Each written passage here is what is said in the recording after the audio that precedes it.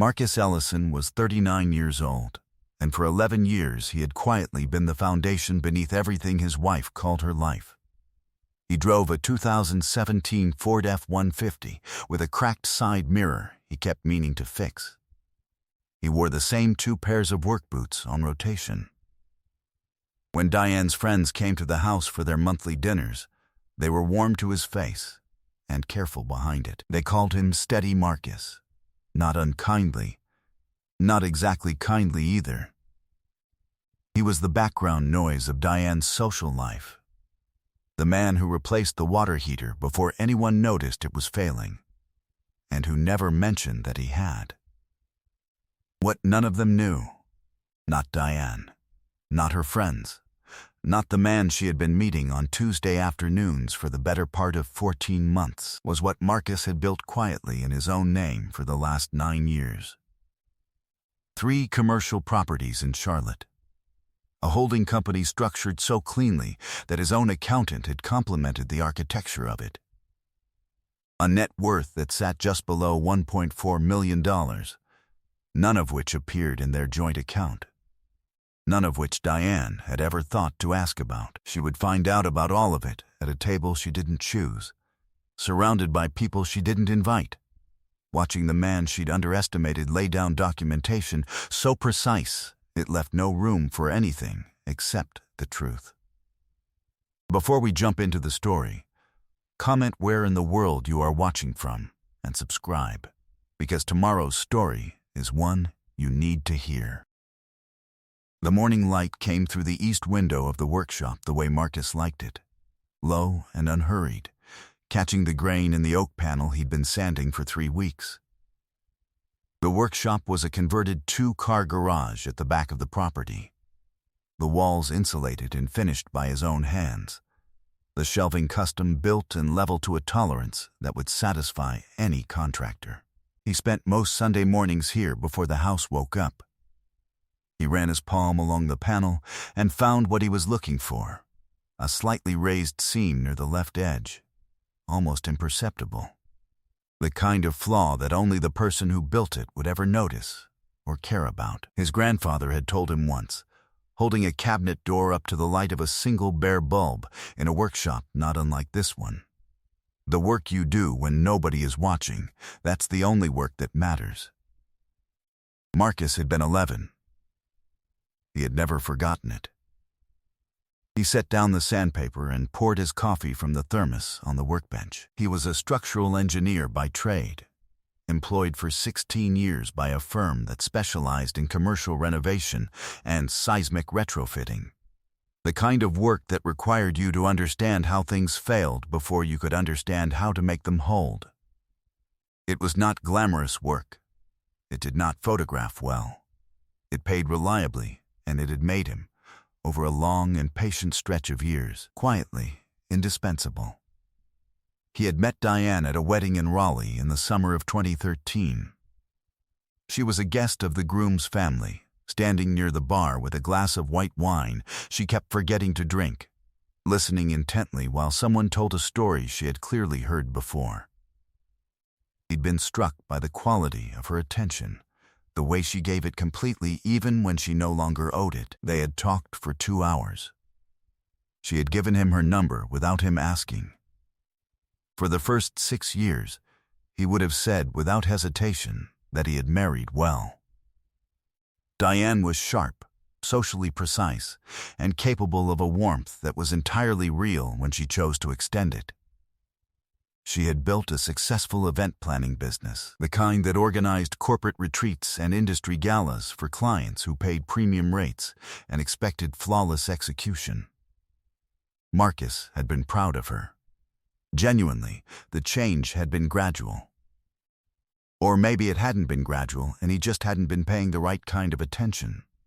Either way, by the time he noticed it, the texture of their marriage had shifted in ways he found difficult to name but impossible to ignore. She was present in the house but absent in a way that had nothing to do with her schedule. She answered his questions fully and revealed nothing. She was performing. He didn't know yet what she was performing for. The answer came on a Saturday afternoon in October, when he came back from the hardware store 40 minutes earlier than expected, and heard her voice carrying through the kitchen window from the back patio. She was on the phone.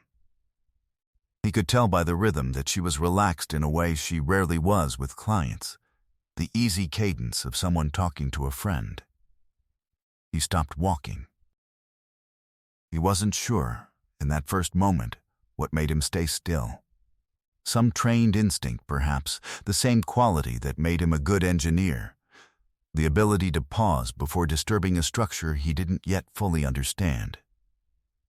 Diane's voice drifted through the screen. "He has no idea," she was saying. "He genuinely thinks I'm happy.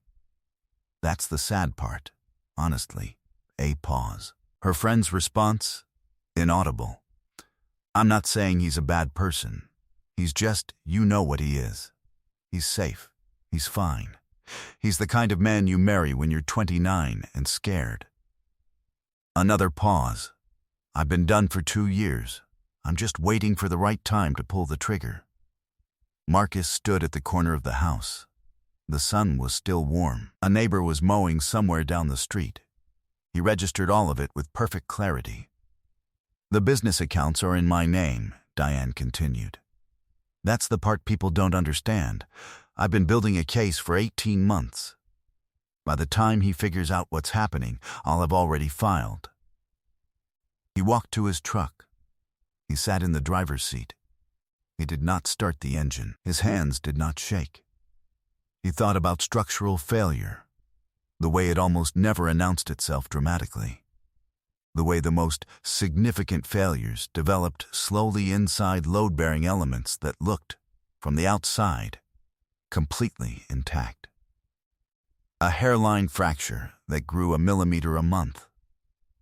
A corroded anchor bolt, a concrete core that had been poured slightly out of spec and had been compensating ever since.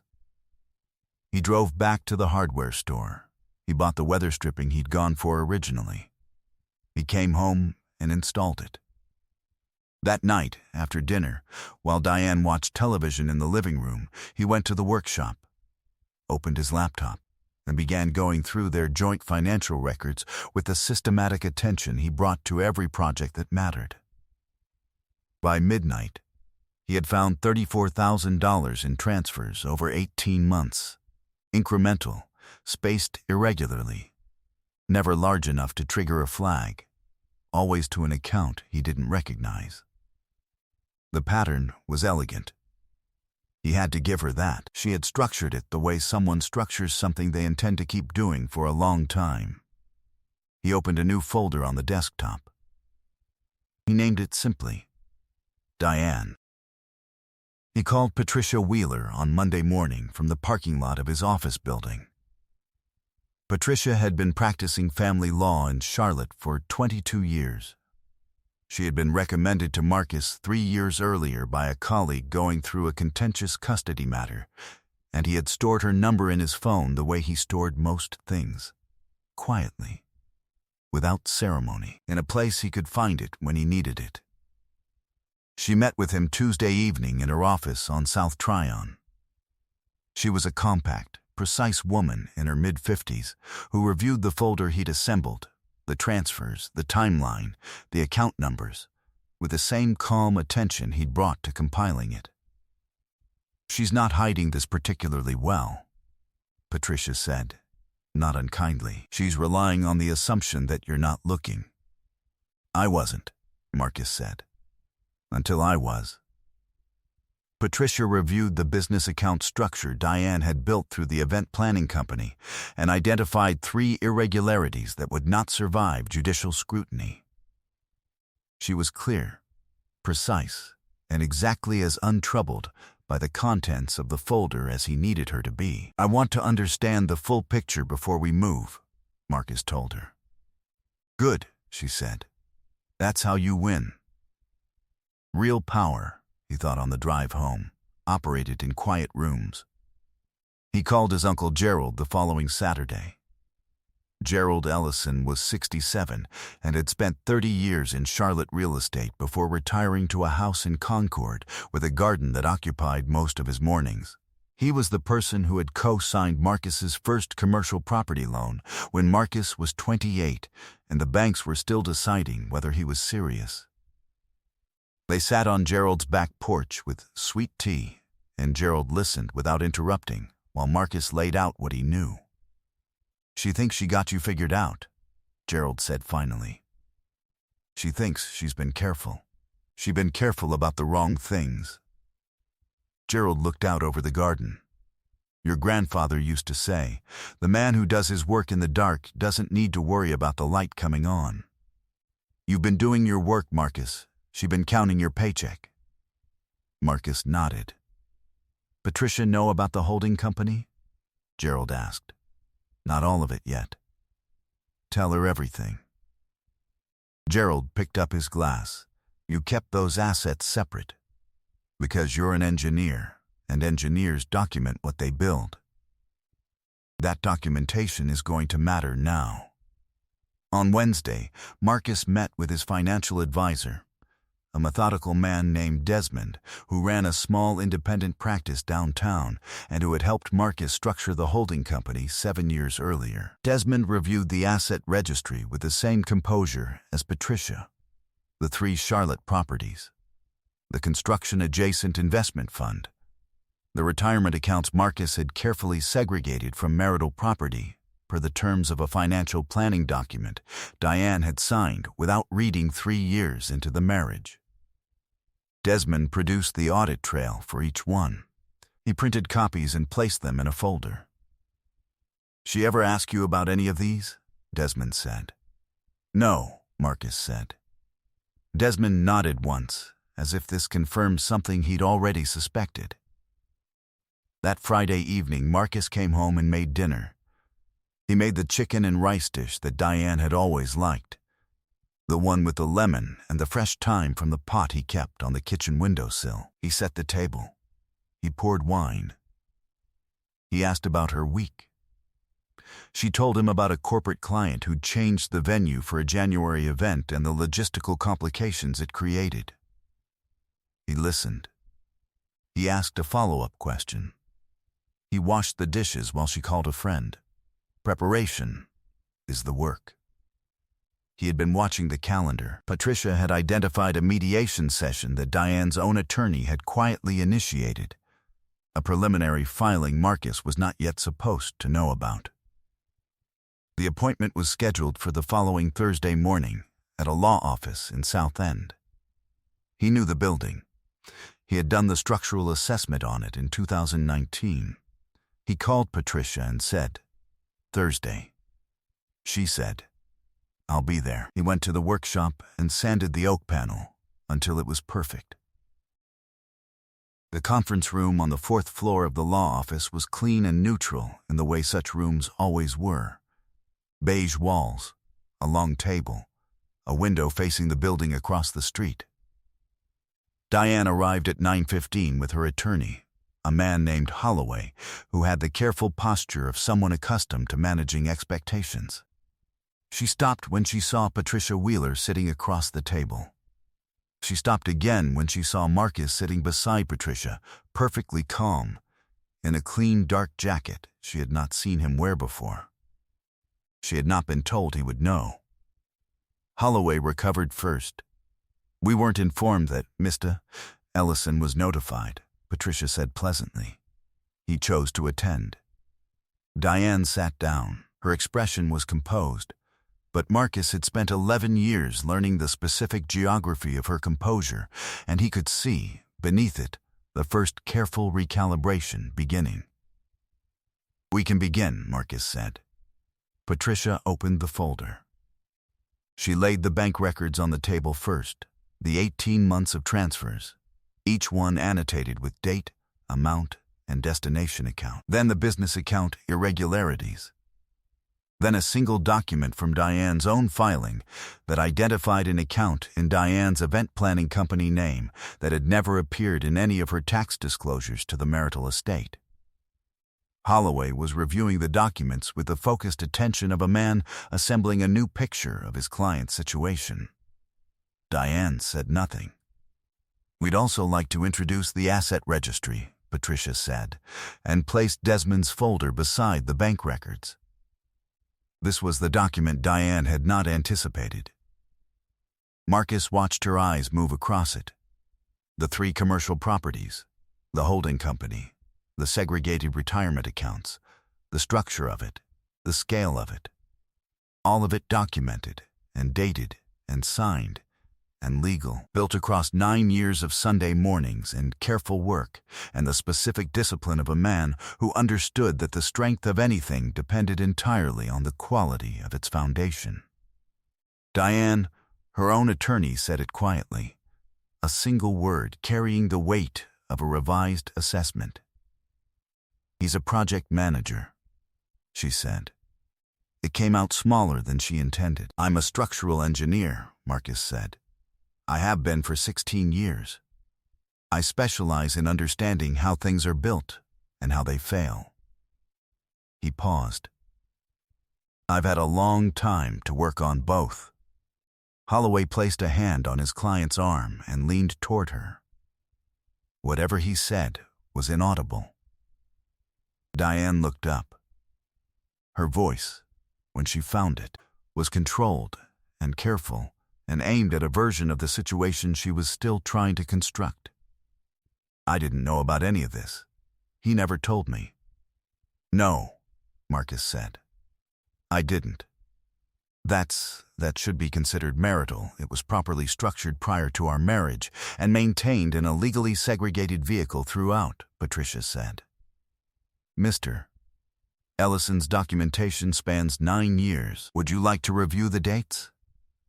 Diane's mother, Sandra, had arrived 10 minutes earlier and was seated along the wall at Holloway's invitation, there to provide whatever support he thought she might offer. Marcus heard Sandra draw a slow, careful breath and say nothing. Diane looked at him. Something shifted in her face, not remorse, not yet, maybe never, but the specific recognition of a person who has built a plan on a set of assumptions and discovered, too late, that the assumptions were wrong. "I was ready to leave you," she said. It was not a question. "I know," Marcus said. "I heard you say so." He stood. He gathered his jacket from the back of the chair. He looked at her without heat, without pleasure, without the faintest trace of the anger that would have been entirely understandable, and that he had, over the last 3 weeks, chosen not to carry. "You picked the wrong man to build against," he said quietly. "I know how to build things that last." He walked to the door. He did not look back. The room was entirely silent behind him.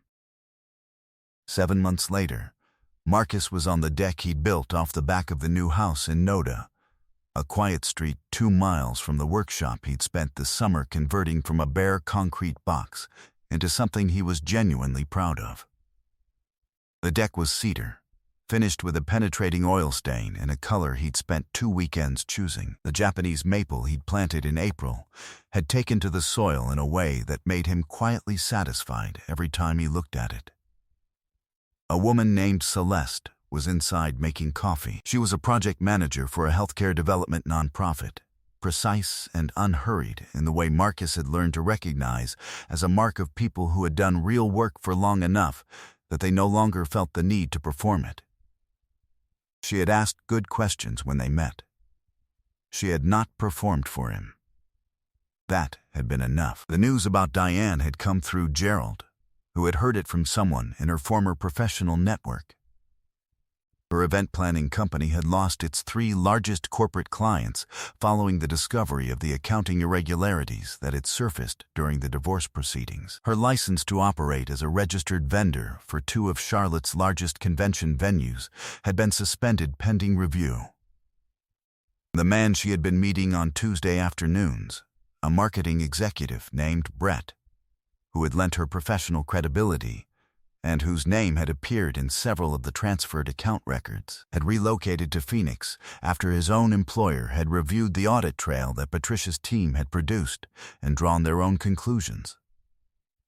Diane was working, as of Gerald's last update, at an administrative position with a mid-sized staffing agency in Gastonia. Her mother no longer returned her calls. Marcus registered this information the way he registered most things, fully, without elaboration, and then he set it down.